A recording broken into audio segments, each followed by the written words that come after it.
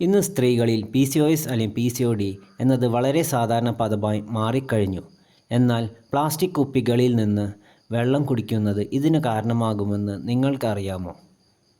2024 female zebra ഫിഷിൽ നടത്തിയ പഠനത്തിൽ 21 ദിവസത്തേക്ക് പോലും കുടിവെള്ളത്തിൽ കൂടി മൈക്രോ പ്ലാസ്റ്റിക്കുകൾ കയറിയപ്പോൾ ശക്തമായ ഹോർമോൺ വ്യതിയാനം, ഇൻഫ്ലമേഷൻ, രക്തത്തിൽ പഞ്ചസാരയുടെ അളവ് വർദ്ധിപ്പിക്കുന്നതും തെളിയിച്ചു. അതിനാൽ പ്രിയ സുഹൃത്തുക്കളെ, പ്ലാസ്റ്റിക് മിതമായി ഉപയോഗിക്കുക. കുടിവെള്ളത്തിനും ഭക്ഷണ സാധനങ്ങൾ വയ്ക്കുന്നതിനും പ്ലാസ്റ്റിക് ഒഴിവാക്കുക. പകരം സ്റ്റീൽ, സെറാമിക് പാത്രങ്ങൾ ഉപയോഗിക്കുക.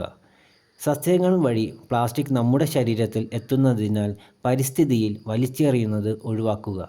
നമ്മുടെ പരിപാടികളിൽ ചെറിയ പ്ലാസ്റ്റിക് കുപ്പികളിൽ വെള്ളം കുടിക്കുന്നത് ഒഴിവാക്കുക. കൊണ്ടുവരുന്ന പ്ലാസ്റ്റിക് കാനുകൾ സൂര്യപ്രകാശം തട്ടാതെ നോക്കുവിൻ. ചെറിയ ചെറിയ മാറ്റങ്ങൾ ഇന്ന് തന്നെ ജീവിതത്തിൽ കൊണ്ടുവരാം.